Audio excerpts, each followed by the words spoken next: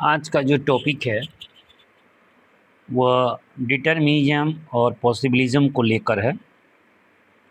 इसके साथ साथ ही हम लोग नियो डिटर्मिनिज्म, प्रोबेबिलिज्म, कल्चरल डिटर्मिनिज्म इन सबों पर भी बात करेंगे। तो चैप्टर की शुरुआत डाइकोटोमी से करते हैं। डाइकोटोमी भूगोल में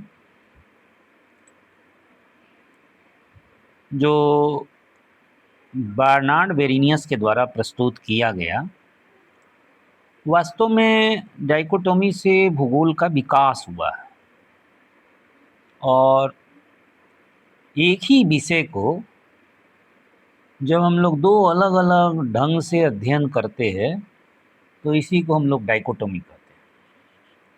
जैसे कि इस तरह की बातों को बर्नार्ड बेरेनियस ने जनरल ज्योग्राफी और स्पेशल ज्योग्राफी के रूप में उठाया।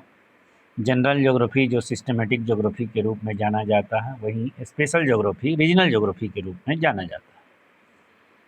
इसी तरह का ह्यूमनाइजेशन ऑफ नेचर और नेचुरलाइजेशन ऑफ ह्यूमन, ये जो बात है, जैसे कि ह्यूमनाइजेशन ऑफ नेचर, नेचर का मानवीकरण, और इसी तरह से नेचुरलाइजेशन ऑफ ह्यूमन, ये सारे जो बातें हैं वो डिटर्मिनिज्म और पॉसिबिलिज्म की ओर उन्मुख करती हैं।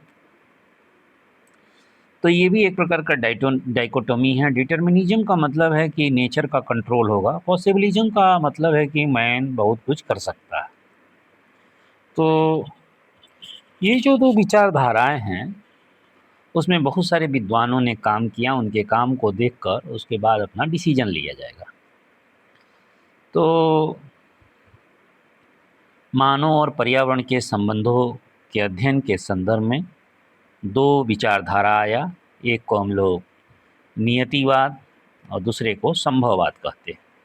नीतिवाद का विचारधारा कोई नवीन विचारधारा नहीं है, यह ग्रीक पीरियड से ही चलता आया। नीतिवाद की जो विचारधारा है वो मानती है कि भौतिक पर्यावरण जो होता है वो मानव के क्रियाशीलता, संस्कृति और उसके विकास को निर्धारित करती है। इसका मतलब है कि नेचर जो है वो मनुष्य के हर एक्टिविटी को कंट्रोल करती है। और इस तरह से ये मानता है कि human are considered the passive agents. तो ह्यूमन एक निष्क्रिय अभिकर्ता के रूप में है। Nature is the dominant force. Nature प्रभावकारी भूमिका में है। इस प्रकार से प्रकृति मानवीय गतिविधि, संस्कृति और उसके विकास को नियंत्रित करती है। इवन जो इन्वायरमेंट होता है वो मानव व्यवहार को भी तय करता है। जैसा इन्वायरमेंट होगा वैसा ही मानव का व्यवहार भी होगा। तो जो विभिन्न समाज हैं उनमें अंतर होने का मुख्य कारण नेचुरल कंडीशंस को माना गया। किसी भी स्थान की इतिहास, संस्कृति, अर्थव्यवस्था, जीवन का ढंग, ये सभी फिजिकल फैक्टर के द्वारा निर्धारित होता है। ये सारी चीज़ें डिटर्मिनिज्म के अनुसार है। Human decisions are view as the response to the environment conditions. तो मानव जो निर्णय लेता है वो भी माना जाता है कि वो पर्यावरणीय दशाओं के अनुरूप ले पाता है। और इस तरह से की आइडियाज अगर हम लोग डिटर्मिनिज्म का देखें तो समझ में आया कि नेचर कंट्रोल्स ह्यूमन। नेचर मानव को पूरी तरह से नियंत्रित करता है। शुरुआत में ये जो कॉन्सेप्ट है डिटर्मिनिज्म का, ग्रीक और रोमन विद्वानों ने विकसित किया, जिसमें हिपोक्रेटस, एरिस्टोटेल, हेरोडोटस, थ्यूसिडियस, जेनोफोन, स्ट्रेबो, ये लोग हैं। एरिस्टोटेल ने यूरोपियन और एशियन के बीच में डिटर्मिनिज्म के द्वारा अंतर स्थापित किया गया था और मानता है कि जलवायु काफ़ी हद तक प्रजातियों के बीच में डिफरेंस पैदा करता है। इसी तरह से थ्यूसिडियस एंड जेनोफोन ने भी माना कि एथेंस के लोग इसलिए महान हैं क्योंकि उनका ज्योग्राफिकल कंडीशन शानदार है। स्ट्रेबो ने भी बताया कि रोम इसलिए शक्तिशाली है कि उसका फिजिकल इन्वायरमेंट अनुरूप है उसके लायक। इस तरह से जो शुरुआत के विद्वान हैं उन्होंने माना कि जलवायु जो है लोगों की एबिलिटी और कैरेक्टर्स को निर्धारित करती है, योग्यता और उनके चरित्र को निर्धारित करती है। एरिस्टोटल बताते हैं कि people living in the cold climates Europe के जो ठंडे जलवायु प्रदेश में रह रहे हैं वो ब्रेव होते हैं, करेजियस होते हैं, हिम्मती होते हैं, फ्रीडम लविंग होते हैं, स्वतंत्रता प्रेमी हैं, लेस इंटेलिजेंट हैं, चालाक कम हैं, पुअर एट पॉलिटिकल ऑर्गेनाइजेशंस, तो पॉलिटिकल ऑर्गेनाइजेशन नहीं बना पाते। जो people living in warm climate से यानी एशिया में जो लोग रह रहे हैं वो इंटेलिजेंट हैं, चालाक किस्म के हैं, स्किलफुल हैं, लेकिन हिम्मती कम है उनके पास, लेस करेजियस हैं, more like to be ruled by the others, दूसरों के द्वारा शासित किए जाते हैं ये। तो इस तरह से क्लाइमेट का प्रभाव इन्होंने बताया, इस तरह से नेचर मनुष्य को कंट्रोल कर रहा है। ग्रीस को आइडियल रीजन्स बताया गया क्योंकि वो यूरोप और एशिया के बीच में स्थित है और उसका लोकेशन उसको महान बना रहा है। तो ग्रीक में क्या है, एशिया और यूरोप के बीच में स्थित होने से वो एशिया का इंटेलिजेंसी भी उसके पास है और यूरोपियन का करेजियस भी है, और इस तरह से ग्रीस इतना महान देश बन चुका है। स्ट्रेबो को देखते हैं। स्ट्रेबो क्या मानते हैं कि physical factors such as the relief, climate, slope save the lifestyle and the behaviour of peoples. तो जो उच्चावच होते हैं, जलवायु होते हैं, ढाल होता है, वो लोगों के व्यवहार और जीवन शैली को निर्धारित करते हैं। इस तरह से नेचर का जो रोल है वो ह्यूमन डेवलपमेंट को पूरी तरह से प्रभावित करता है। मॉन्टेस्क्यू ने भी इसी तरह से बोला क्या कि क्लाइमेट जो होता है वो काफ़ी हद तक मनुष्य को कंट्रोल करता है। Cold climate people are strong होते हैं, ब्रेव होते हैं, ऑनेस्ट होते हैं, एनर्जेटिक होते हैं। वार्म क्लाइमेट पीपल वीक हैं, टिमिड है, डरपोक हैं, आलसी हैं, पैसिव हैं। इसी तरह से अरब जोग्राफर्स जो हैं उन्होंने 7 क्लाइमेटिक जोन बताया था, divided the world into the 7 climatic regions, किसवार उसको बोलते हैं। उसमें इंपॉर्टेंट जोग्राफर्स जो अलबतानी, अलवसूदी है, इब्न हौकाल हैं, अल इदरिसी हैं, इब्न खल्दून हैं। ये लोगों ने भी क्लाइमेट इफेक्ट्स को मानव के एक्टिविटी, लाइफ स्टाइल को नियंत्रित करने वाला माना। तो अल मसूदी ने सीरिया को बता दिया कि इसलिए है कि वहाँ एबंडेंट वाटर है, हैप्पी लोग हैं, चेयरफुल हैं, ड्राई एंड डेजर्ट रीजन्स है, शॉर्ट टेम्पर होते हैं। तो कुल मिला के क्लाइमेट का ही असर बता रहे हैं। इसी तरह से जॉर्ज स्टेथन जो हैं 18 सेंचुरी में बता रहे हैं क्या कि differences among the people arise because of the difference in the physical environment. तो भौतिक पर्यावरण में अंतर होने के चलते ही लोगों में अंतर मिलता है। इसका मतलब है कि इन्वायरमेंटल कंडीशंस जो है इन्फ्लुएंस सोसाइटी एंड कल्चर्स। समाज और संस्कृति को इन्वायरमेंट का कंडीशंस प्रभावित करता है। इसी तरह से इमैनुअल कांट ने भी माना कि climates determine the human behaviour, मानव व्यवहार को नियंत्रित करती है जलवायु। Hot climate peoples are lazy and timid, आलसी और डरपोक होते हैं हॉट क्लाइमेट के लोग,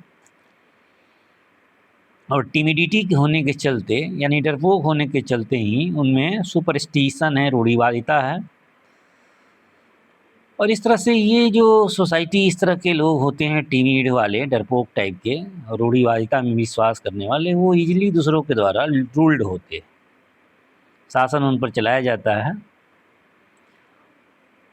तो क्लाइमेट का असर सभी विद्वान अब तक दिखा रहे हैं। इसी से कॉल रिटर हैं एंथ्रोपोसेंट्रिक अप्रोच, मानव केंद्रित उपागम इनका है।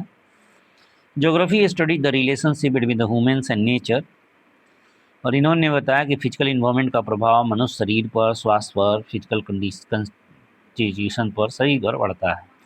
एग्जाम्पल भी दिए कि तुर्क लोग का आँख नैरो होता है क्योंकि माना जाता है कि वो डेजर्ट कंडीशंस में उसके लिए उनको आँख अपनी छोटी करनी पड़ती है कि डस्ट वगैरह ना आए। Geography should explain how environmental conditions influence, तो कैसे पर्यावरणीय दशाएं मानव जीवन को प्रभावित करती हैं, कल्चर को, समाज को, पॉलिटिकल डेवलपमेंट को। इस तरह से देख रहे हैं कि सभी डिटर्मिनिज्म के बारे में बात कर रहे हैं। इसी तरह से अलेक्जेंडर वान हम्बोल्ट है, उन्होंने बताया कि lifestyle differ according to the environmental conditions. तो इन्वायरमेंट कंडीशन बदलने से लाइफ स्टाइल्स डिफर हो जाता है। Mountain people and plain people develop different way of life. तो पहाड़ी लोग और मैदानी लोग अलग अलग तरीके से जीवन जीने का उनका ढंग है। इसी तरह से चार्ल्स डार्विन ने ओरिजिन ऑफ स्पीसीज, इनका जो बुक्स है, इसमें माना गया कि जैसा नेचर होता है वैसा ही विकास होता है, नेचुरल सिलेक्शंस के द्वारा विकास निर्धारित है।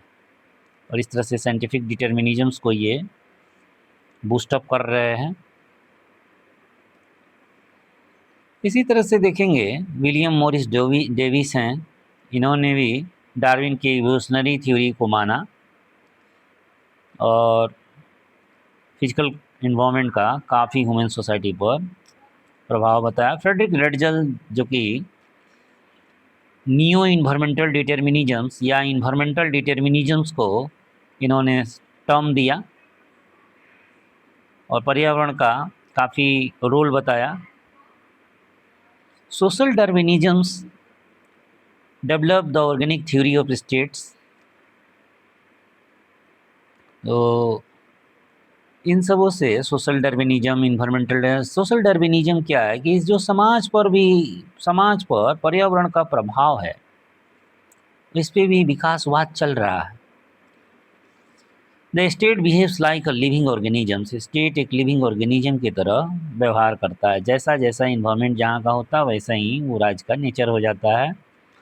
जीवित राज्य के लिए मोर टेरिटरी की रिक्वायरमेंट है। एक तरह के लोकेशंस एक तरह के जीवन देते हैं। तो ये सारी चीज़ें ये लोग बताए, जैसे कि ब्रिटेन ने जापान को तुलना कर लिए। तो कुल मिला के समझ में आया कि nature controls the human lifes, यही इन्वायरमेंटल डिटर्मिनिज्म है। Human culture depends on the physical environments. मानव संस्कृति भौतिक पर्यावरण पर निर्भर करती है। डिफरेंसेस अमॉन्ग द सोसाइटी, जो समाज में अंतर आता है वो जोग्राफिकल कंडीशन के चलते है। तो हिस्टोरिकल पर्सपेक्टिव ऑफ साइंटिफिक डिटर्मिनिज्म्स को देखते हैं। तो scientific determinism believe that the physical environment strongly influence the human life and development. तो भौतिक पर्यावरण जो है मानव जीवन और उसके विकास को पूर्णतः प्रभावित करती है। तो इस तरह से अर्थ जो है मानव समाज को आकार देती है। जैसा जैसा पर्यावरण होता है वैसा वैसा समाज बनता है। इसी तरह से थॉमस रॉबर्ट माल्थस क्या बोल रहे हैं, emphasise both the influence and limitation of environment and on society. पर्यावरण का समाज पर प्रभाव और उसकी सीमाओं पर थॉमस रॉबर्ट माल्थस ने प्रकाश डाला।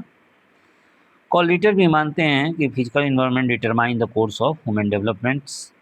पर्यावरणीय जो दशाएं होती हैं वो मानव विकास को निर्धारित करती हैं।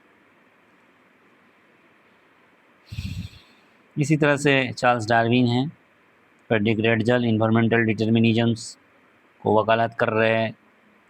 ग्रिफिथ टेलर ये प्रपोज नियो डिटर्मिनिज्म, जिसको स्टॉप एंड गो डिटर्मिनिज्म्स कहते हैं, ये मानते हैं कि इन्वायरमेंट्स विकास के लिए कुछ सीमाएं देती हैं और human can choose the direction with in those limits. उस लिमिट्स में रहकर मनुष्य अपने दिशाओं को चुन सकता है।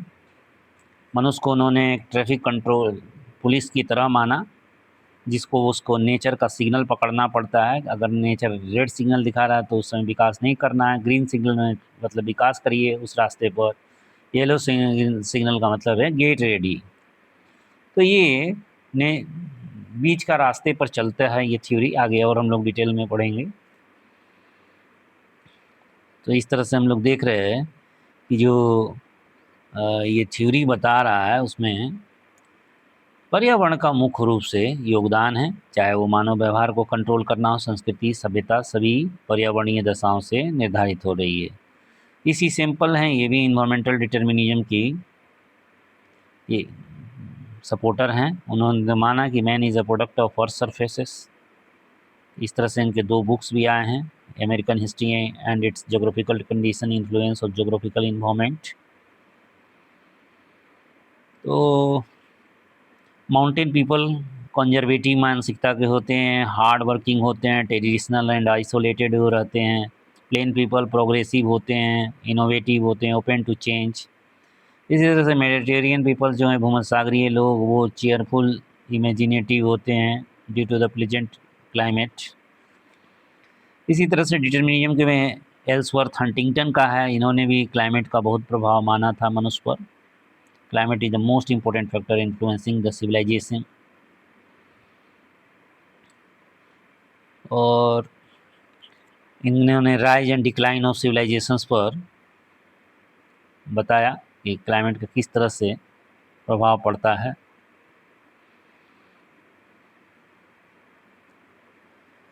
तो क्रिटिसिज्म और इन्वायरमेंटल डिटर्मिनिज्म को देखा जाए तो consider too simplistic because it ignores cultures. Environmental determinism जो है अति साधारण वादी संकल्पना बना दिया गया है, क्योंकि मनुष्य के कल्चर, टेक्नोलॉजी और अर्थव्यवस्था, उसके ह्यूमन डिसीजंस को कोई महत्व इसमें नहीं दिया। सेम क्लाइमेट जो होते हैं वहाँ पर भी अलग अलग तरह के समाज बनते हैं, जैसे कि जम्मू एंड कश्मीर, नेपाल में, सभी जगह कुछ न कुछ आपको लिविंग स्टाइल में, सेम इन्वायरमेंट में भी अंतर मिलता है। Mackinder, चिसोल्म, Davis, बोमेन, Robert mill, गेडिस, Sawar, Herbertson, Taylor accepted some environmental influence but emphasized that the human progress cannot be explained by the climate alone। तो क्लाइमेट के अकेले प्रभाव के द्वारा नहीं होता, मनुष्य के पास खुद भी अपना कल्चर, टेक्नोलॉजी है जिसके द्वारा वो काफ़ी चेंज कर सकता है। Role of diet and soil, तो भोजन भी मनुष्य के फिजिक को निर्धारित करता है। प्रोटीनियस फूड लेने पर फिजिक आपको अलग तरह का रहेगा। Different diets among the Kikuyu tribes and Maasai tribes cause differences in health। तो खान पान जो है वो मनुष्य को प्रभावित करता है। अगर कोई पिग्मी है और उसको दूसरे जगह में भेज दिया जहाँ न्यूट्रिशनल फूड्स वगैरह काफ़ी मिल रहा है, वहाँ पर पिग्मी की लंबाई बढ़ जाएगी। चाइनीज़ की लंबाई, जापानीज़ की लंबाई, फूड हैबिट्स बदलने से उनका लंबाई पर प्रभाव देखा गया। तो कुल मिला के कल्चर, टेक्नोलॉजी, इन सबों का भी महत्व देना पड़ेगा। Soil is the foundation of civilisations. History of civilisation is the history of soil. तो मिट्टी पर डिपेंड करता है, अगर मिट्टी ज़्यादा उत्पादन है तो निश्चित रूप से वहाँ का हेल्थ अलग होगा।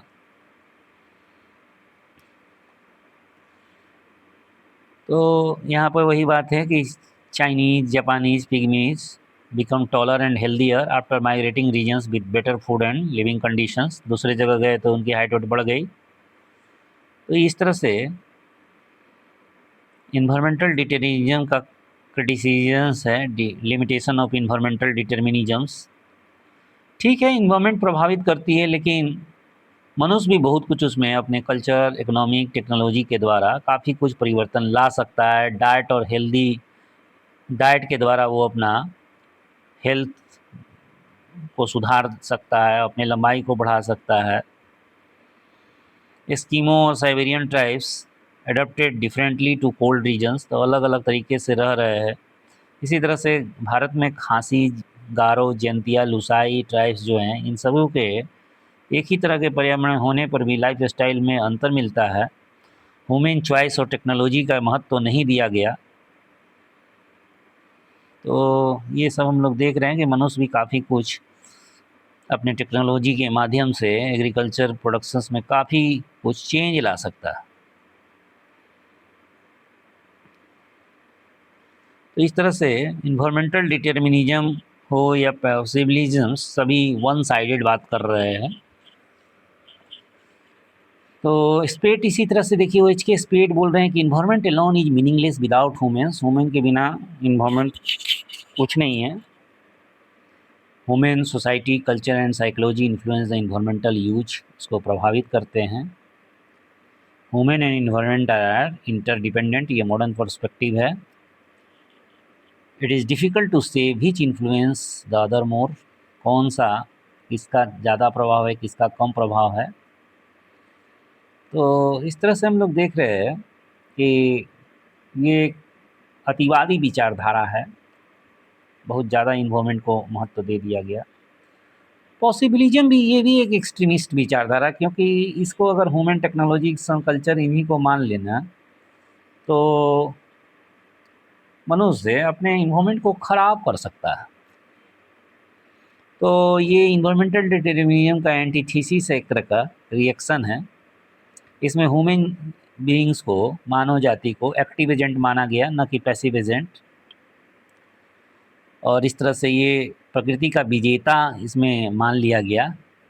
Environment provides opportunities while the human choose how to use them according to their knowledge. अपने नॉलेज, टेक्नोलॉजी, संस्कृति और सत्ता के अनुसार नेचर का कैसा उपयोग करना है, ये मानव पर डिपेंड करता है।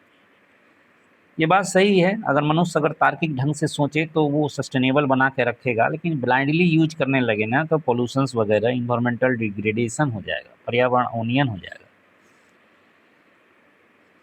तो मेन आइडियाज ऑफ द पॉसिबिलिज्म्स क्या है कि nature offers many possibility, not fix outcomes. Nature हम लोग को बहुत सारा संभावनाएं देता है और वो डिपेंड करता है कि हम लोग किस तरह से उसका यूज कर पा रहे हैं, अपनी टेक्नोलॉजी, कल्चर, इंटेलिजेंस का किस तरह से यूज कर पा रहे हैं। Number of possibility increase with the scientific and technological progress.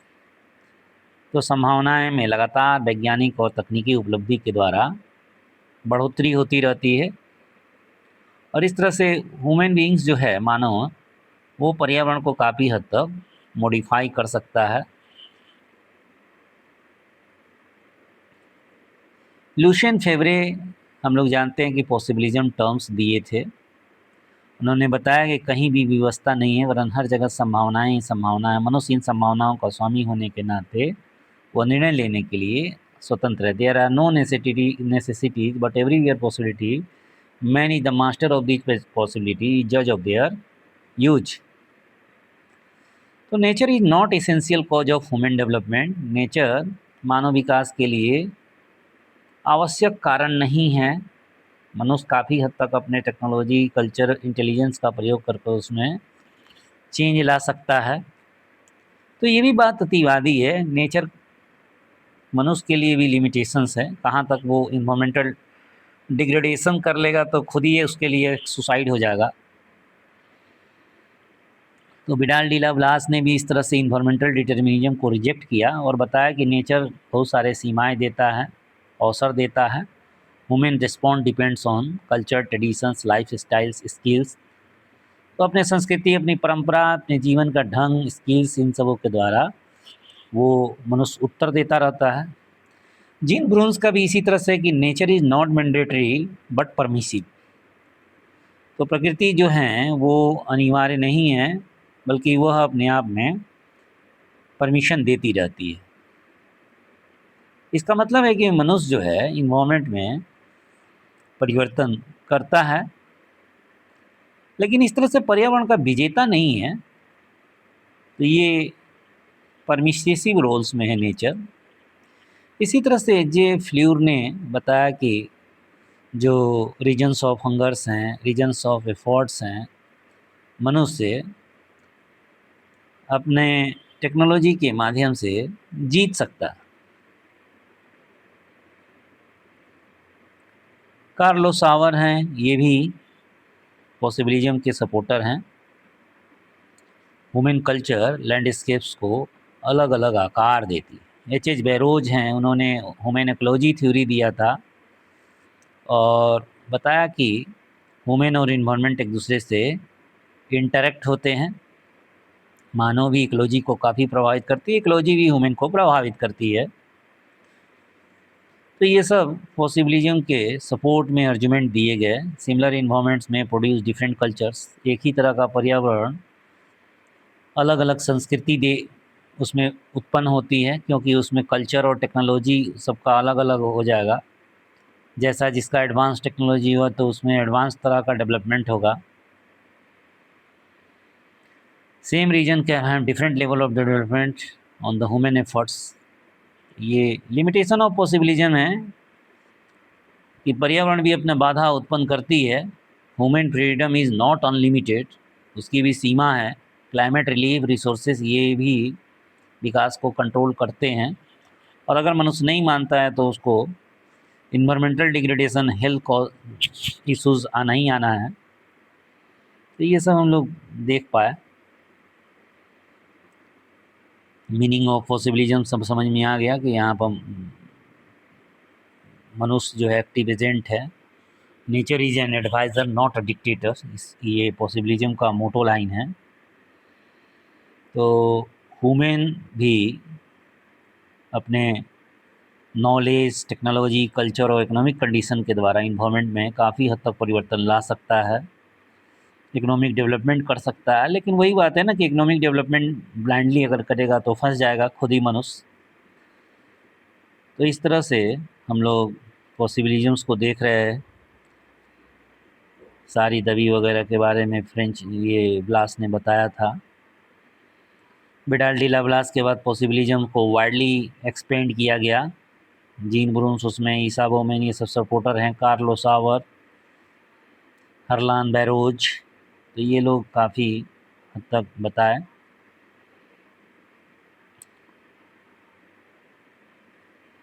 Next हम लोग आते हैं थॉमस ग्रिफिथ टेलर पर। तो इन्होंने नियो डिटर्मिनिज्म थ्योरी दिया, और स्टॉप एंड गो डिटर्मिनिज्म भी इसको कहते हैं, या साइंटिफिक डिटर्मिनिज्म के नाम से भी जानते हैं। इनके अनुसार nature guides human activity. Nature जो है मानव क्रियाशीलता को गाइड करती है, but does not completely control them, लेकिन मानव को नियंत्रित नहीं करती। नेचर बहुत गाइडिंग जरूर करती है, वो सिग्नल देती है कि आपको विकास करने के लिए क्या करना होगा। अगर रेड सिग्नल दिखाई तो आपको विकास रोक देना है। ग्रीन सिग्नल अगर नेचर अपने दिखा रही है तो आपको प्रोसीड करना है। येलो सिग्नल दिखा रहा है, अम्बर सिग्नल, तो आपको गेट रेडी, अपनी तैयारी रखनी है। तो ये नेचर अपना सिंबल दिखाता है, और ह्यूमन को इन्हीं सिंबल को पहचानना है। ह्यूमन एक ट्रैफिक कंट्रोलर की तरह है। तो humans are like a traffic controllers. उसको नेचर की सिग्नल को पकड़ना है, तभी वो विकास कर सकता है। विकास की जो दर है उसको वो रेगुलेट कर सकता है। नेचर के डायरेक्शन को वो नहीं बदल सकता, हाँ विकास को नियंत्रित कर सकता है। तो ह्यूमन जो ये नियो डिटर्मिनिज्म थ्योरी है, ये दोनों जो अतिवादी थ्योरी है, डिटर्मिनिज्म और पॉसिबिलिज्म, दोनों के बीच का समझौता है, एक प्रकार से मिड पाथ है। Nature control the direction while human controls the speed of development. तो ये चीज़ें हम लोग को दिख के आया। तो ये इस तरह से समझ में आ गया। प्रोबेबिलिज्म वो एच के स्पीड्स का है, और इंग्लिश जोग्राफर हैं ये, भारत में भी काफ़ी काम किए है ये।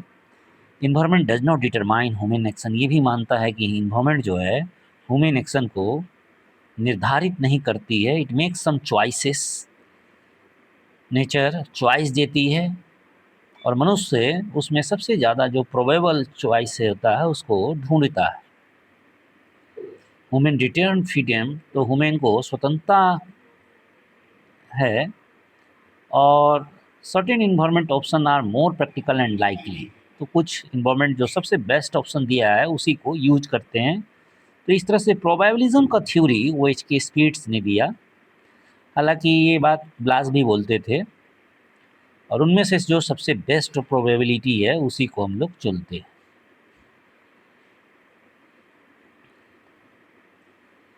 तो ये एक तरह से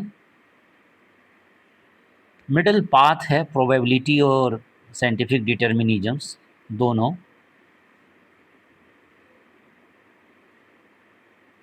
नेक्स्ट हम लोग आते हैं कल्चरल डिटर्मिनिजम्स पर। तो ये जो थ्योरी है इसमें बोलता है कि ह्यूमन एलिमेंट्स पर ज़्यादा बल दिया गया rather than the physical environment. Physical environment की तुलना में मानवीय कारक पर बल दिया गया। ह्यूमन के ideas, value, culture, technology, decisions, ये सभी जो है ना वो पर्यावरण को शेप देते हैं।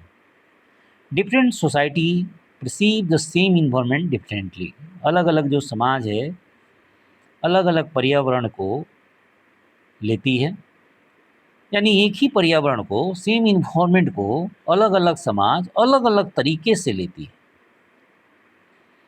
कल्चरल लैंडस्केप्स जो भी बनता है वो मनुष्य के परसेप्शंस पर, उसकी विचारधारा पर, उसके डिसीजन मेकिंग पर, लेवल ऑफ टेक्नोलॉजी पर डिपेंड करता है।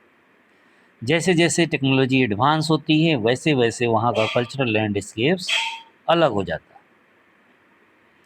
Coal is valuable only where people possess the technology to use it. तो जैसे जैसे देख रहे कोल का वैल्यू क्यों बढ़ रहा है, क्योंकि टेक्नोलॉजी में डेवलपमेंट आ रहा है। फर्टाइल लैंड में have different value for the Japanese farmer. तो और अमेजन ट्राइबल कम्युनिटी, एक ही ज़मीन अलग अलग फार्मर के लिए अलग अलग तरह का उपयोगी है। तो ये जो डिटरमिनिज्म है वो कल्चर पर डिपेंड कर रहा है। कल्चर की अपनी अलग अलग टेक्नोलॉजी होती है। Mountain pass are different importance for the people using horses, automobiles और एयरप्लेन्स। तो जो पहाड़ी दर्रा होते हैं उनके लिए अलग अलग महत्व है, जो कि घोड़ा लिए हैं, ऑटोमोबाइल्स लिए, एरोप्लेन लिए। कुल मिला के यहाँ पर देख रहा है कि कल्चर डिटरमाइन कर रही है। और कल्चर किससे बनती है, तो स्किल से, आइडिया से, टेक्नोलॉजी से, और इस तरह से कल्चर जो है वो डिटरमाइन कर रही है। इसीलिए इसका नाम है कल्चरल डिटर्मिनिज्म्स। इसमें एडवर्ड उलमैन है, इन्वायरमेंट इज इसेंशियली न्यूट्रल। तो इन्वायरमेंट न्यूट्रल है, एक तरह से तटस्थ है, और मेनली डिपेंड करता है टेक्नोलॉजी पर, कल्चर पर, स्टेजेस ऑफ सोसाइटियल डेवलपमेंट पर। इसी तरह से जॉर्ज कार्टर जो हैं ये सोशल डिटर्मिनिज्म के बारे में बोल रहे हैं। Ideas are the primary cause of change. विचारधारा जो है वो परिवर्तन का मुख्य कारक है। Human will is the decisive factors in the shaping the physical. तो ह्यूमन को निर्णायक कारक माना गया है जो कि भौतिक दुनिया को आकार दे सकता है। इस तरह से सोशल डिटर्मिनिज्म्स के लिए माना गया कि become popular in Australia, Holland and Sweden post world war second के बाद। Studies the spatial distribution of ethnic groups, religious groups, occupational groups, other social groups. और क्रिटिसिजम्स में देखते हैं तो over emphasis the cultural and social factors. तो cultural और social factor को ओवर इम्फेसिस कर दिया गया, ज़्यादा दे दिया गया महत्व। कुल मिलाकर नेचर और इकोनॉमिक स्ट्रक्चर के बीच में बैलेंस का बात करना चाहिए, तभी जगत अच्छा चलेगा। नेचर का भी उतना ही महत्व है जितना ह्यूमन एक्टिविटी का है। दोनों में बैलेंस होने से विकास सस्टेनेबल विकास की ओर उन्मुख होगा। Thank you.